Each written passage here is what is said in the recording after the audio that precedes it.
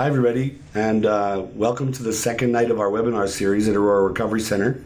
My name is Rabb, and I'm the Director of Business Development and Public Relations Officer at Aurora, as well as an addiction specialist. And we're really excited to be presenting this webinar this week on many different topics around, we did a webinar last night on marijuana. Tonight we're going to talk about alcohol addiction. Tomorrow night is we're going to talk about opioids and the opiate crisis and methamphetamine. And then Thursday night, mental health. And on the final night, we're going to talk about interventions. We're doing this for a number of reasons. First of all, to educate the public on these things, but also to get some information out to those that might be suffering from each of these addictions. So we're hoping that you're tuned in and are prepared for a lively discussion tonight around alcohol. Tonight, our presenter is named Sandy, and Sandy has worked as a case manager for Mumaway, mental health worker for the Southern Health Authority, program coordinator for the Alzheimer's Society, and has also been an adult mentor for Nudinaway. Her specialty for the last 7 years has been mental health and addiction treatment. And so we're really happy to have her with us. She's trained in applied counseling at Red River Community College with NVCI, ASSIST, mental health first aid, and FASD. Sandy's skills also include group facilitation. In her spare time, Sandy works on her parents' farms, gardens, reads, and keeps busy caring for her 8 foster children at home. All right, Sandy, welcome. Thank you for Just relax and breathe. Yeah. What is your experience with alcohol addiction? Well, first of all, I'm in recovery myself. So for 11 years, I've been sober from alcohol. So I guess some of my experience has been, most of it's been personal experience in the problem and in recovery. I also sponsor people that are in the AA program, so I work with alcoholics there, and then of course at Aurora Recovery Center as a 12-step addiction counselor. So tell us what you know about alcohol addiction. What I know about alcohol addiction is that it is a family disease, and it affects everybody in the family, not only the person addicted, but the ones that live with them and their extended family and friends as well. All right. So you have a little bit of a presentation that you prepared for us. I do. And so let's now go to that presentation, and please start writing some questions for us and sending them in. And as soon as Sandy's done with her presentation, we'll take questions and answer them from all of you. Well, first of all, thank you very much, Ian. First of all, I wanted to give a definition in the DSM-5, what the actual definition of alcoholism, and it's a chronic relapsing brain disease characterized by compulsive alcohol use, loss of control, and negative emotional state when not using. So that is the actual definition of alcohol use disorder. And I'll just talk about the symptoms as well. So one of the symptoms is that alcohol is often taken in larger amounts over a longer period than was intended. There's a persistent desire or unsuccessful effort to cut down or control alcohol use. A great deal of time is spent in activities necessary to obtain alcohol, use alcohol, or recover from its effects.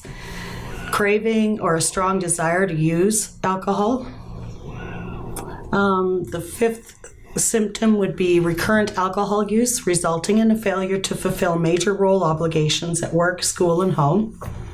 And continued alcohol use despite having persistent or recurrent social or interpersonal problems caused or exacerbated by the effects of alcohol. Seventh, important social, occupational, or recreational activities are given up or reduced because of alcohol use. Recurrent alcohol use in situations which it's physically hazardous. Alcohol use is continued despite knowledge of having a persistent or recurrent physical or psychological problem that is likely to have been caused or exacerbated by alcohol. 10, tolerance as defined by either of the following. A need for markedly increased amounts of alcohol to achieve intoxication or the desired effect, or be a markedly diminished effect with continued use of the same amount of alcohol. And 11, withdrawal is manifested by either of the following: the characteristic withdrawal syndrome for alcohol, and alcohol is taken to relieve or avoid withdrawal symptoms. And when I first looked at whether or not I was an alcoholic, that was something that I discovered, was that I could say yes to all of those questions. So that is definitely the sign of a severe alcoholic. All right.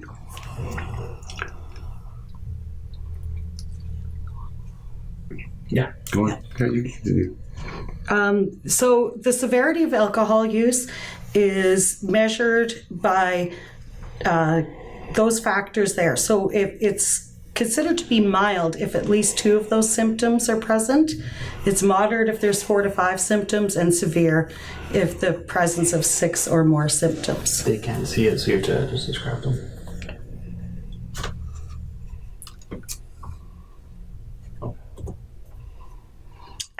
One of the other things I'm often asked about is what are the signs of alcohol withdrawal, or what is alcohol withdrawal syndrome?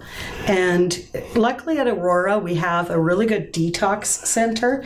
So people that are patients or members at Aurora do get, the best in client care in our detox center. But some of the things that people can experience when a heavy drinker suddenly stops or significantly reduces their alcohol intake are things like a combination of physical and emotional symptoms, from mild anxiety and fatigue to nausea. Some of the symptoms of alcohol withdrawal syndrome are severe, like hallucinations and seizures, and at its most extreme, it can be life-threatening. So it's really important that when you're detoxing, it's done in a medically safe environment. Next slide. So the signs and symptoms of alcohol withdrawal symptom may appear anywhere from 6 hours to a few days after your last drink. And these usually include at least 2 of the following. So there could be tremors, anxiety, nausea, vomiting, headache, an increased heart rate, sweating, and irritability. Some other symptoms are confusion, insomnia, nightmares, and high blood pressure. And those symptoms may worsen over 2 or 3 days and persist for a few weeks. And they may be more noticeable when you wake up with less alcohol in your system. The delirium tremens, the DTs is what it's commonly called by people. That includes things like extreme confusion, extreme agitation, a fever, seizures, and tactile hallucinations, like having that sense of itching or burning or numbness that isn't actually occurring. Auditory hallucinations are also possible, and visual hallucinations, or seeing images that don't exist. And what causes it? Excessive drinking excites and irritates the nervous system.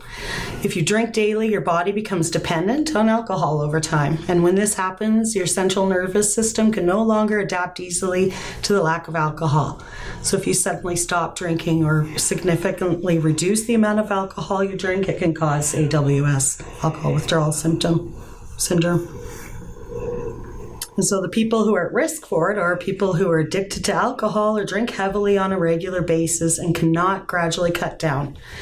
And alcohol withdrawal syndrome is more common in adults, but children and teenagers who drink excessively may also experience those symptoms as well. You're also at risk if you've previously had withdrawal symptoms or needed medical detox for drinking. So one quick question for you. Yeah. We talked about the 11 symptoms of alcoholism. Now you're talking about alcohol withdrawal syndrome. Right. They're 2 different things. They absolutely are. Yeah. So if you're an alcoholic sitting watching us, if you had some of the 11 symptoms but don't have the withdrawal, you can still be an alcoholic, right? You still could be, Okay. absolutely. Thank And you. I'll clear that up even with personally myself. I did not have a lot of those withdrawal symptoms when I stopped drinking. I didn't have the DTs and things like that, but I was still an alcoholic. Yeah. All right.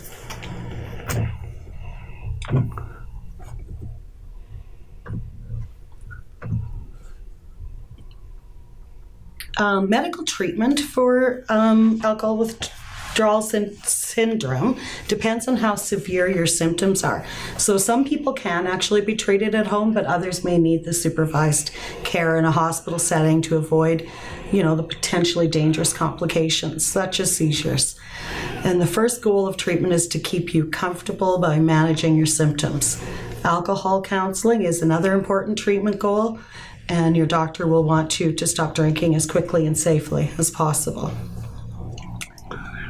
Most people with alcohol withdrawal syndrome, they fully recover. If you stop drinking, get treatment, and are otherwise healthy, the outlook is usually good. However, sleep disturbances, irritability, and fatigue may continue for months. If alcohol withdrawal syndrome has advanced to the DTs, it can be fatal. If you begin experiencing severe symptoms, it's important to seek immediate medical attention. And the sooner you begin treatment, the better your chances are of avoiding life-threatening complications. So, There's a question on the screen. okay, so the question is where's a safe place to withdraw? Well, depending again on the severity of the withdrawal, a safe place to withdraw would be like at Aurora Recovery Center. We've got an excellent detox program there. There's detox programs available at hospitals you can check into. Health Science Center has one. And at home if it's safe. So yeah, I was going to say, and at home if it's safe. How do you provide a safe environment at home if you don't know what's going on? Well, I would seek out medical attention, like the direction of a doctor, before trying to detox someone on your own or detox yourself on your own. If you know for sure you or your loved one has a heavy drinking problem or alcoholism, you just want to make sure that it's So is detoxing just slowing down the amount you drink? Well, no, not necessarily. Okay. You could try it that way, but I wouldn't recommend it. Okay. The safest way is to, and I did look up, there's a list of medications that are quite commonly given. I don't know them offhand, but doctors have the medical knowledge to detox you safely, and that's why I recommend people get that medical advice. So using medications is often part of the process of detox. It is, yes. And will stop people necessarily from going into those DTs or seizures? Yeah, their purpose is to stop them from going into seizure and into DTs, absolutely. So if someone has AWS, what about if they decide just to stop drinking altogether? Is that a bad thing? Well, that can be very dangerous. It can be life-threatening, in fact. So it's better to do that under the medical advice of a doctor. Okay. Yeah. How much were you drinking when you went through withdrawal? Myself? Sure. Well, when I quit drinking, I was drinking up to 3 to 4 40s of vodka a week. So it was a lot. So you would have some of the withdrawal symptoms then? I had the anxiety, the irritability. I don't know how, but I really think it was provided by my spirit, my higher power, that protected me from the severity of the withdrawal. But That's good. Are we on to the next slide? Oh, yeah, sorry. Prevention. How do you prevent alcohol withdrawal syndrome? The best way is to avoid regular heavy drinking. But if you're already dependent on alcohol, seek counseling and medical care, seek treatment. The goal is to safely and gradually decrease your dependence on alcohol so that you can resume a healthy life. So is treatment always necessary? Well, I wouldn't say it's always necessary, but it sure gives you a good head start on the recovery process. For myself, I didn't go to treatment right in recovery. I went to AA, and it was great, and I managed to stay sober. But 3 years into sobriety, I went to treatment because I wasn't doing well mentally, and I felt that really just brought me right on track. So I think that you have a really good head start, and if you go to Aurora. So drinking isn't really the problem. No. No, I Clearly. discovered that. Yeah, so that Yeah. I mean, we always say that when we talk about addictions, and any addiction to any substance. We spent a considerable amount of time last night talking about the fact that alcohol, drugs, whatever it is, isn't really the problem, but a symptom to a bigger problem. And I guess your experience is that you're a perfect example of that, elimination of drink is just the beginning. It really was. I had a mental health disorder that I hadn't taken care of up until I quit drinking. That was a part of why I drank. I found out later. But again, that wasn't something that I discovered until I had actually stopped drinking and started the recovery process. All right. Yeah. Another important piece with the holidays coming up is how do you survive the holidays without drinking? Especially when you're really used to that. So how do you do that? Well, most people know the holidays can be a period of emotional highs and lows. So there's loneliness, anxiety, happiness, and sadness. Those are all common feelings. The bad news is that the holiday blues can trigger relapse for people recovering from alcoholism and drug addiction. And the good news is that it can be remedied by planning ahead. So you're talking about planning ahead. So while we're on this subject, before we go into it, how do you plan ahead for preparing yourself to either not drink or be around drinkers? Well, I wasn't quite sure because I sobered up in November 11 years ago, so I knew the holidays were right around the corner. And typically over the years, my excuse to not quit yet was things like, oh, the holidays are coming or it's my birthday. But I just didn't expect my family to change anything. So when I was done drinking, I was done. And there wasn't and isn't anything that is important enough to make me want to pick up again. The consequences would be too great. So I just let my family be. If they wanted to drink wine with dinner, go ahead. But I can tell you that in my experience is that sometimes people need to say to the family early in recovery, you know what, let's not have booze this year. Let's try to do this without. And that's okay too. It's a personal choice for everyone. Okay. Why do the blues hit during the otherwise festive season? There's a few reasons. Doing too much or too little and being separated from your loved ones, that can lead to sadness and depression. Many recovering people associate the holidays with memories of overindulgence or big benders or maybe relationship problems that happened or losses around the holiday season. People experience feelings of melancholy, sadness, and grief, and they tie it to their holiday recollections. Unlike clinical depression, which is more severe and can last for months or years, sometimes these feelings at Christmas time are just temporary. Anyone experiencing major symptoms of depression, though, such as persistent sadness, anxiety, guilt, changes in sleep patterns, etc., really should seek help from a mental health professional. Uncle Jack comes to Christmas every year and is drunk as can be. And the family all kind of avoids him, and some of the kids think he's funny, and, you know, he's just that guy, right? What does the rest of the family do to deal with Uncle Jack? Well, it sounds like one of my uncles, actually. But, you know, what the family can do is, it's a disease. If he's an alcoholic, look at the person as someone with a disease of addiction. It's just Uncle Jack. Oh, that's what we expect from him every year. He comes and gets loaded. Yeah. Well, and passes out in the same chair. And sometimes that's just the way it is. Each family's different. But for me, myself, like just being able to be there for that person when they need you, and I probably won't. So how can we come together as a family to help Uncle Jack?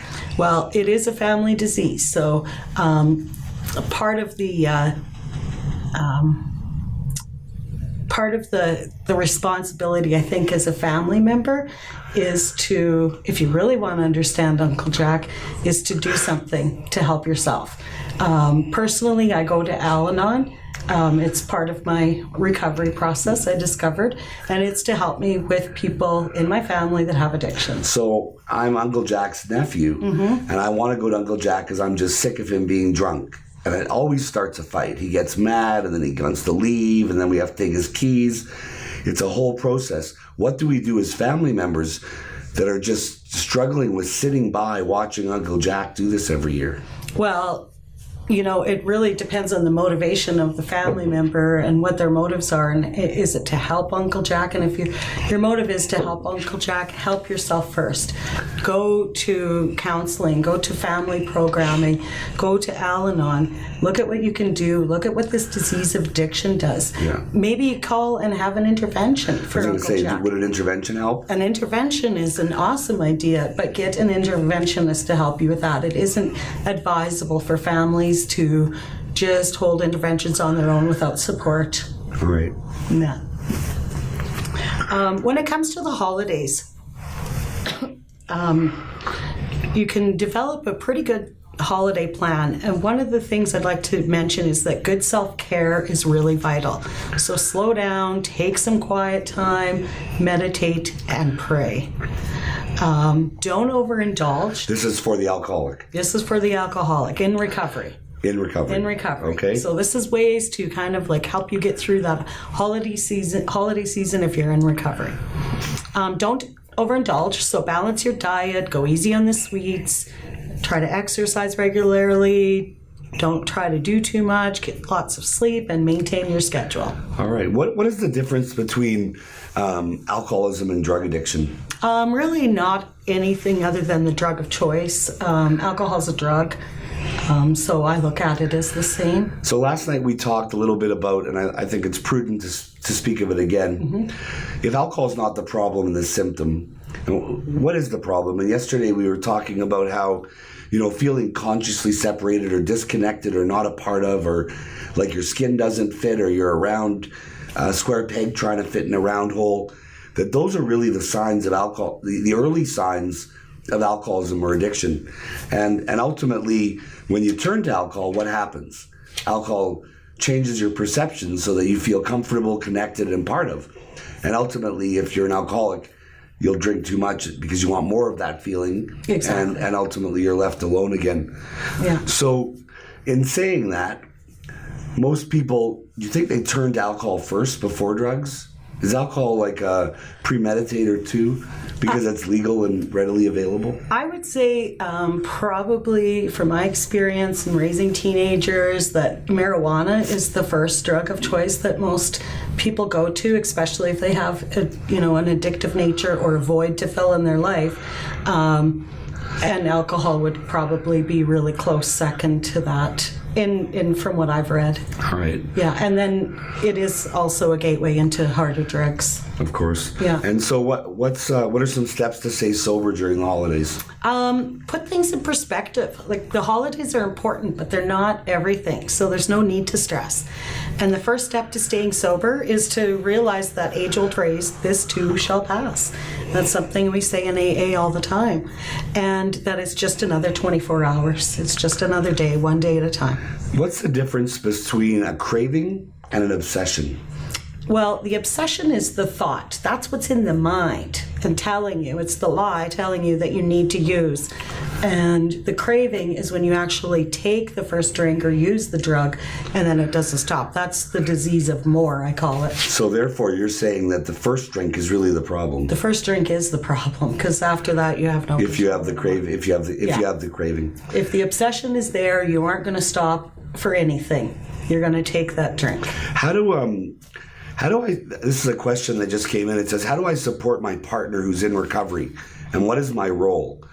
I've grown up with an alcohol addiction in my family, and I've been blessed with not having an alcoholic addiction myself. My question is, why do some people in the family have the illness and some people don't? Well, first of all, if you have a partner in recovery, what's your role?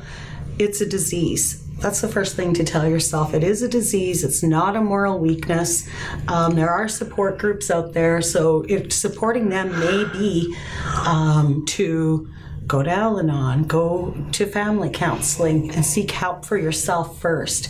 Another part of it may be that your role is to, have tough love. And this is, not the life you want to have. And you need to express that to your partner so that they know. That they have a choice. And then the second question that I asked you was, having grown up with alcoholism in the family, how does one person have it and another not? That's a great question because I often wonder that. In my family, I have one sibling who is also an alcoholic, but two that aren't, parents that aren't.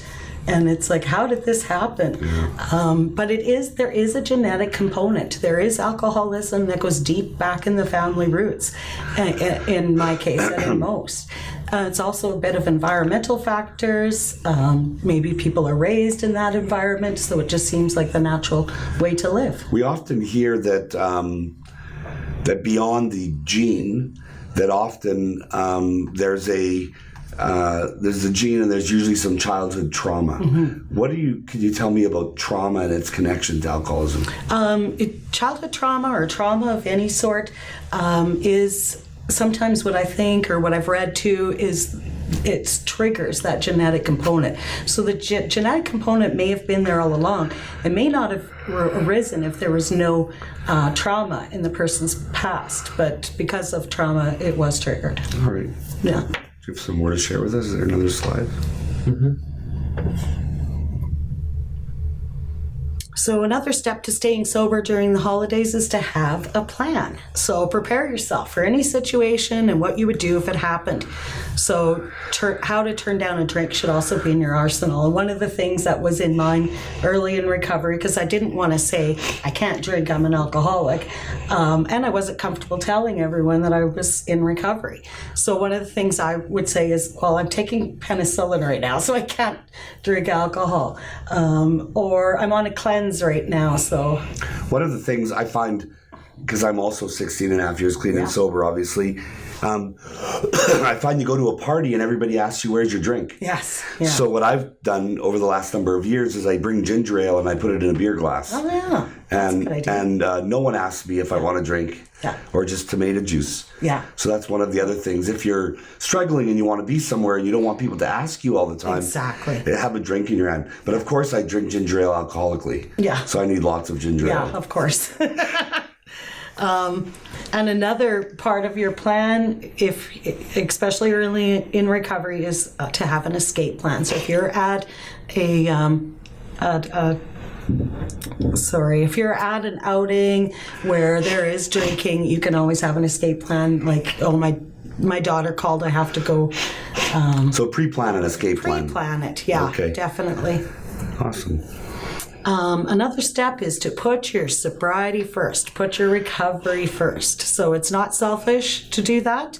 It's necessary, because if you're not in recovery, you can't be the best version of yourself. Okay. If you're not in recovery, you're in relapse. Yeah. So I think we should also talk a little bit about the alcoholic that's still using. Yes, absolutely. And and ultimately, I talked a little bit about Uncle Jack. Mm-hmm. But what are some other scenarios that people could be faced with over the holiday season with an alcoholic in their home? Well, you can probably look at there'd be disruptions in schedule because maybe they've slept in or have left to go drink and haven't come back yet. You need to go to Aunt Irma's for dinner. So those are some of the things that I know I caused. So if I show up to Aunt Irma's 2 hours late, yeah, would if you're the family member, do you start a fight with me because I'm 2 hours late? A lot of family members do, yeah, absolutely, because it's disrespectful. Right, so is that the right thing to do? How do we get through the Christmas season dealing with an alcoholic? Getting through it, dealing with an alcoholic can be difficult. It takes a lot of patience, it takes tolerance and kindness, and it really takes a big understanding of the alcoholic mind and where their disease has led them. Mm-hmm. So how do you deal with them? It's really going to be a personal choice on how you do. But fighting with them is not going to get them to quit. Fighting with them is not going to make them quit. Arguing with them begging them isn't going to make them quit. The only thing is if they concede to their innermost selves that they're alcoholic, that's going to make them quit. All right. Just a quick reminder, as we're going to start taking questions from Sandy, please submit your questions online. You can email them to us, and we'll get to them shortly. What is the success rate using the 12 steps as opposed to not going to the 12-step program? Do you have an answer to that? Well, there's, I've looked at different statistics, and in the AA Big Book, Alcoholics Anonymous, I believe it says about 50% recover, going in, another 25% relapse but come back, and another 25% that come in don't come back at all. Now, also, what I've heard is that if you're following the program of recovery, the success rate is 100%. So if you're doing the steps and doing the recovery work, you won't relapse. Are there other ways besides the 12 steps to remain clean and sober? Absolutely. That's the way that I worked it, and it's worked out for me, but I'm not as familiar with the other ways, but I know people can do it on a religious basis. And Is Alcoholics Anonymous religious? no, it's not religious at all. It's a spiritual program. Okay, good. Yeah. Can we have another slide? Be ready. Another thing to stay sober during the holidays is to be ready to address your sobriety. So if you're attending holiday parties with friends and family, chances are you might be offered a drink or asked why you weren't drinking. Yeah, we talked about that. You are prepared. Yeah. You know, That's one of the most annoying things. It really Do you want is. to drink? Do you want to drink? Do you want to drink? Do you oh, want to just drink? have one. Yeah, just have one. You don't want to know the answer. Yeah, exactly. Another way to stay sober is to embrace the gratitude. So having a gratitude list, writing it out, thinking about what you're grateful for during the holiday seasons keeps you in a positive frame of mind. Another thing you can do is help other people in your 12-step program, volunteer. Just gets you out of yourself and thinking about other people. Okay. And then what did you had another idea where you said holidays aren't a good excuse to drink. Often people think, like you said, Yeah. I'm not going to quit now. There's the holidays. Yeah, yeah. So,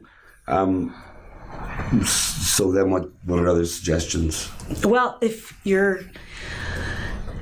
you mean like if, okay, remember the holidays aren't a good excuse to drink, but they are a great excuse to spend time with your family and friends and spread holiday cheer. So keep sobriety as a priority and it will always be safe. Awesome. I have another question. How is it helpful to me to help others? Well, it takes you out of your own mind. So if you're helping other people, you can't be like, for myself, when I help others, it seems to me that God puts people in my path to help so that it takes me out of my own mind. So alcoholics and drug addicts have a tendency to have a lot of self-pity, self-indulgence, and selfishness. So actively trying to help other people takes us out of that space of poor me. One thing that I heard about recently is at that Aurora Recovery Center, we started the ARC Squad. Yes. And the ARC Squad really spends its time doing things for other people. And it's alcoholics helping other people. So what are some of the things that ARC Squad has done and some things that they could do together to help other people during the season? Well, the ARC Squad has been busy doing different things, like they made bags to donate items that were needed for Main Street Project. They had a fun run in the fall to help raise money for one of our sober living facilities. And there also is alumni, people that have left Aurora Recovery Center, and we're now going to start buddying up with people who are actually just leaving Aurora Recovery Center so that they can help each other. That's a great idea. Yeah.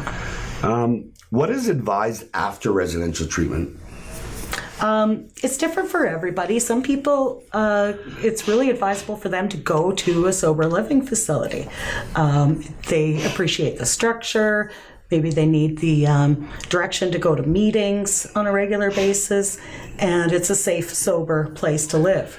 So is it really important to stay connected to the treatment center or the recovery center that you go to? I believe so, yeah. The reason I think it is because it just gives you a sense of belonging.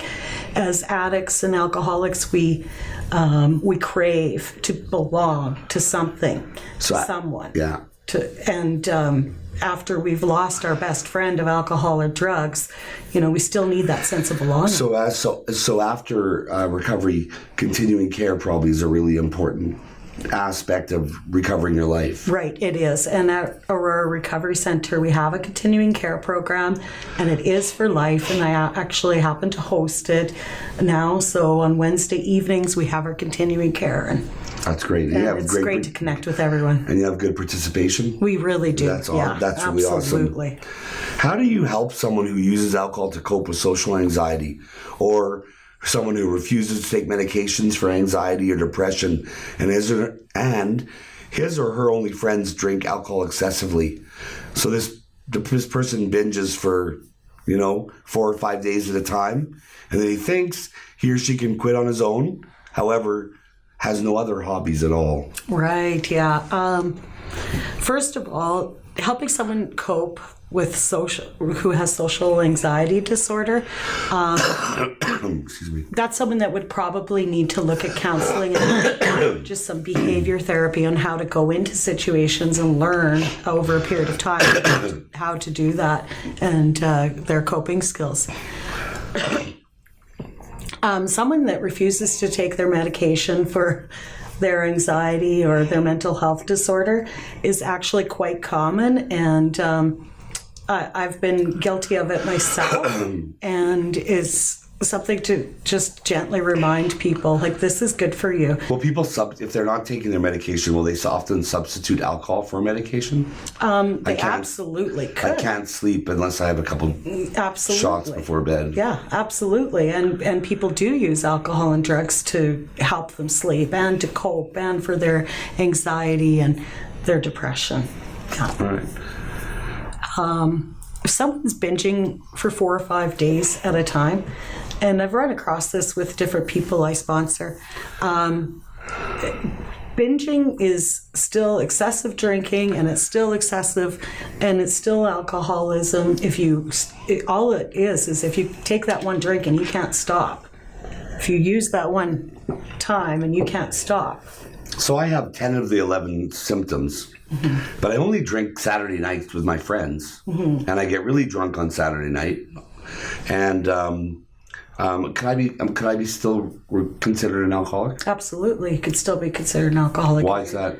Well, because it's not about the amount, how many days in a week you drink. It's what happens when you do drink. What are the consequences?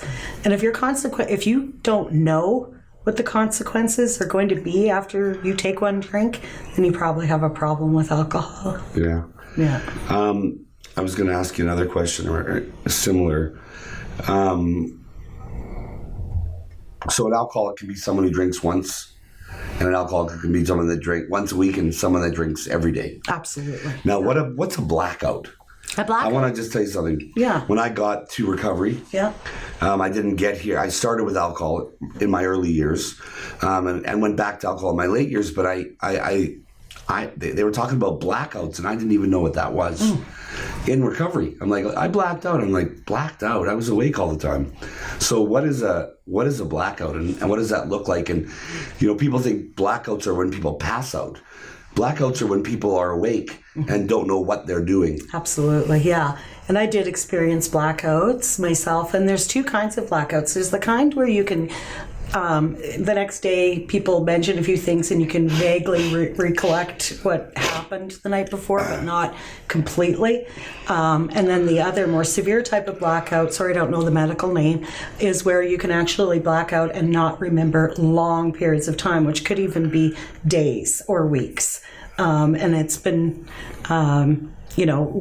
people can mention to you, do you remember doing this? And you have no recollection. So the severity of the blackout really depends on your alcoholism and how far it's gone.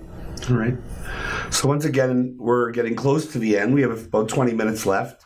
And I just want to remind you to please submit your questions to us as we're sitting here, and we'll continue.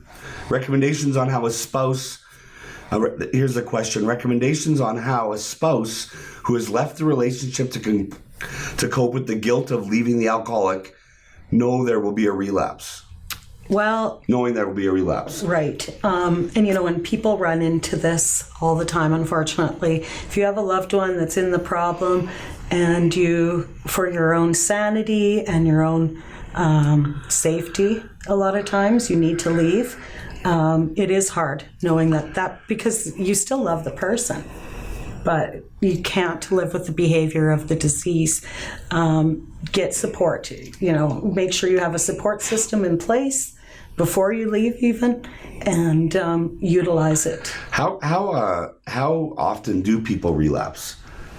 Leaving, especially, or what is the percentage of relapse coming out of treatment? Is when people go to a recovery center, obviously, if they don't follow their recovery plan or they don't look at their relapse plan or their triggers for relapse, there's a good chance of relapse. Do we know what the percentages of people are that relapse?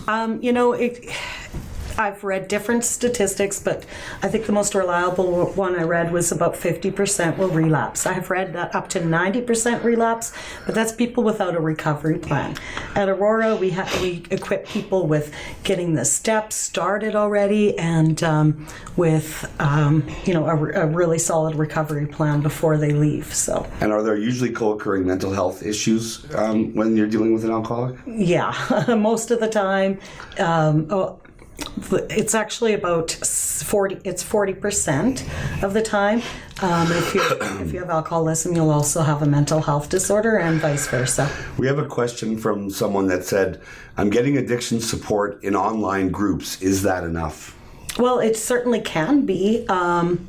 The only drawback to that would be the fellowship component. I think it's really important to make friends in recovery so that you have a bigger support system. But if you're not mobile or unable to attend groups, then online is definitely a good option. Okay. Are there groups all the time? Like over Christmas, will there be 12-step meetings, the regular times, yes. Everywhere in the city? Absolutely. We have over 40 groups, AA groups in Winnipeg, and they all keep business as usual. And in fact, a lot of the bigger groups will have extended hours so that their club room is open for the whole day.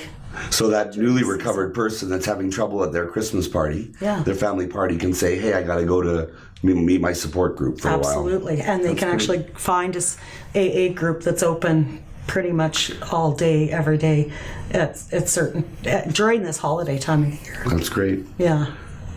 I'm just waiting for a few more questions. How do I cope with the shame that comes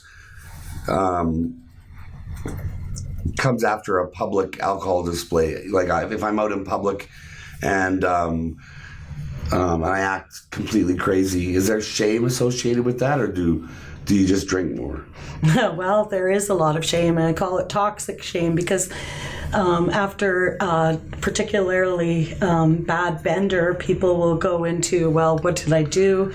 People have called them out on it, and they know what they've done. So one of two things: you can either shut down, not admit it, and lie about it, or you can face it and realize that those are the consequences. I can imagine that someone that knows they have an alcohol problem, that they've proven it over and over, and they want to quit, but they can't quit. The severe shame and depression that comes with that. Absolutely. So you feel like a failure, not realizing that it's a brain disease, and it's something that it isn't a reflection of you as a person. It's part of the disease. So talk a little bit more about the disease. We talked about it in the beginning. Talk a little bit more about what you know about the disease of addiction and alcohol, addiction to alcohol. Well, it's a disease of the mind and body, and the disease of the mind part is the obsession that you get in your mind, the lies that you tell yourself, or the delusions that you have. It's like a master trickster that's telling you it's okay to drink when you don't think about the consequences of it. So that's a big part of it. Is everybody else wrong? Everybody else is wrong when you're in the problem. When you're an alcoholic? And they're all attacking you. And you blame everything on everyone else. And the alcoholic does blame everything on everyone else. It's very sad. Yeah, it is. It's a sad, lonely way to live. They've often called alcoholism the loneliness disease. It is. I know that for me, and one of the reasons that I've been able to stay clean and sober the number of years that I have, is that that I had a sponsor that told me from the beginning that it's called the loneliness disease. You feel consciously separated and disconnected. And if I hadn't been told that was the definition of alcoholism, or he would say constant thought of self. How do I look? How do I feel? What do people think? What do people say? So talk to me now a little bit about the mind of the alcoholic. Yeah, that's a really good point, is that self-involvement. So it's to protect the addiction mostly, and it actually is cultivated because of the addiction, but even early in recovery it continues on, or later in recovery it can continue on too. But it's that self-centeredness that we as addicts have to protect our addiction. Is it curable, alcoholism? It's not curable, but it can be arrested, and it's a day-by-day program. So one day at a time. It was a lot for me to think, oh my God, I can never drink again, especially when I was drinking, 3-4 times a week, a lot. And all of my friends drank a lot, and that was my whole life. So to go from that to I can never drink again when I was only 36, huge barriers for me. But once it was explained to me, it's only one day at a time. You can always drink tomorrow. Well, I could wrap my head around that. Yeah, just go to sleep sober. Just go to sleep sober. Wake up, and then you wake up sober, and then you just have to go to sleep sober. Yeah. And not worry about long term. Not worry about it at all. Yeah, I agree. Is it possible to convince someone that they are an alcoholic, they're an alcohol addict? Well, people tried to convince me, and it didn't work. That's all I really know about it. And anybody who I've worked with, if they struggle with that label, it's really beneficial for me to just say, well, look at what the signs and symptoms are of an alcoholic. Can you control your drinking? Well, maybe go try some controlled drinking for a while and see how it works for you. Like just have two and stop? Just have two and stop. And not think about more. Go home and don't think about it. If you can do that, you're probably not an alcoholic. If you can't, you probably are. All right. I read some stuff from the early 1930s and 40s. Carl Jung, famous psychologist. And he often said that the thirst of an alcoholic is a thirst for wholeness. And that somehow the spirit of the alcoholic got separated from the spirit, or from love, or from life, or from family, or from good, or from God, or from whatever you want to talk about it. Is that common? Is that the truth and common with all of the people that you work with? It's absolutely true and very common with the people I work with. True for myself. I remember at 16 years old denouncing my faith because I wanted to drink, and I felt like I belonged to those people that did that. It wasn't until, I quit that I came back to my faith. Where a question just came in and said, where do I begin with helping a family member? I mean, it's so hard. I always say that alcoholism's like BO. The alcoholic's always the last to know they stink. Yeah. So where do we begin when you have a family member that's in such denial? What's the begin? Where does it start? And then talk a little bit about how alcoholism affects the family. The family rolls around the alcoholic. Okay. Well, one of the things that you can start with is go to Al-Anon and let them know you're going to get help, because it's hurting you, the alcoholic behavior. Quite often people that live with an alcoholic or addict start acting the same way. They go through the same types of symptoms, and they start obsessing about the alcoholic. What's he doing? Is he drinking? Is he using? What's going on? So that's one part of it. Having a frank conversation, there's nothing wrong with that. Just because the alcoholic doesn't want to talk about it doesn't mean that you can't talk about it. So sitting down and saying, I believe you have a problem with alcohol. This is why. There's a question here. It says, do alcoholics lie? Yes. Because my husband lies about everything. Yes, they lie, and they do that to protect their addiction. They don't do it because they're bad people. They don't do it because they want to get away with something, although that could be a part of the manipulation and control. But alcoholics are master manipulators, and they'll lie, cheat, steal, do whatever they have to do to get their drug. Do they only cheat and steal and lie to get their alcohol? Or? No, I think they become really addicted to the whole chaotic way of life, the drama, Yeah, So they're very manipulative. very manipulative. Yeah. Someone just wrote in and said, never drinking again sounds impossible to me right now. Again, I would say, like, look at it as today. Just look at today. Don't look at, the never again. It's one day at a time. And we promote that at Aurora Recovery Center, don't we? Absolutely, yeah. And that's a good point. At Aurora, at our treatment center at Aurora, and at our AA groups, it's one day at a time. You don't have to think about, the next 10 years, 20 years, whatever the case may be. The same person said, but I'm getting married in the next summer. If I quit drinking now, how am I going to have a glass of wine at my wedding? Well, again, one day at a time. Get up to the wedding. See how much better your life has become with sobriety and recovery, and I bet you won't want that drink at your wedding. Yeah, I always say just do 90 days sober, and if you're not happy, we'll give you your misery. Yeah. You're going to have all of your misery back right at the end. I love that. Just again, we have about 10 minutes left, and we're getting lots of good questions from the viewers, and I would appreciate if you would send in a few more because we're getting close to the end. Any more questions, please? Do you have anything else you want to share with us, Sandy? No, I think that was everything I had prepared, but I'm just glad we talked about, the holiday season. Getting through that is really vital for a lot of people in recovery. Now, if you're in the problem of alcoholism and you're thinking, I'm going to wait till the new year to address this, that's pretty common. Just remember there is lots of help available out there, and it doesn't hurt to start looking at some of those solutions before the holidays. Prepare yourself. All right. Any more questions?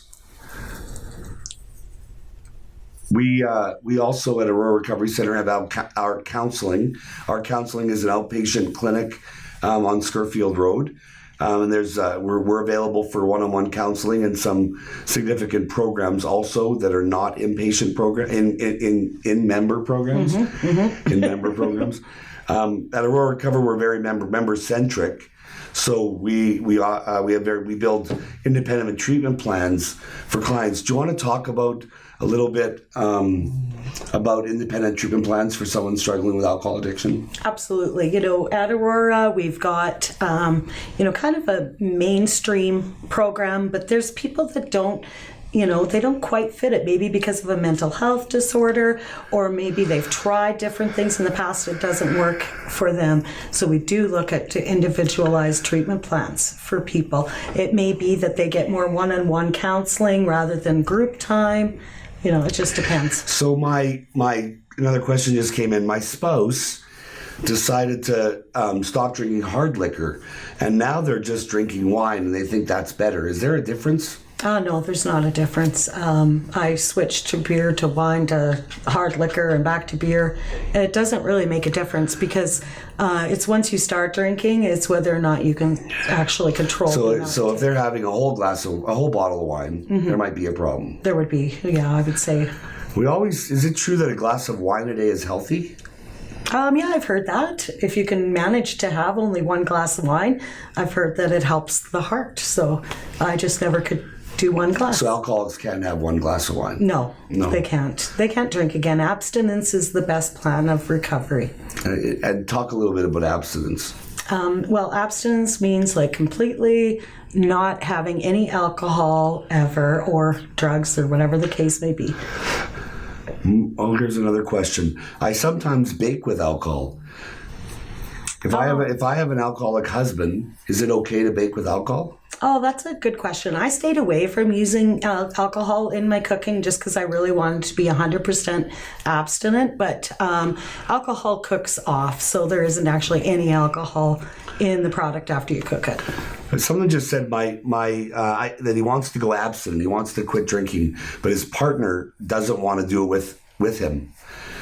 How can he convince her, or can he? You probably really can't. I think that if you want to have an complete abstinence from alcohol or for yourself, that's one thing, but you can't really force that on someone else. It is a personal choice.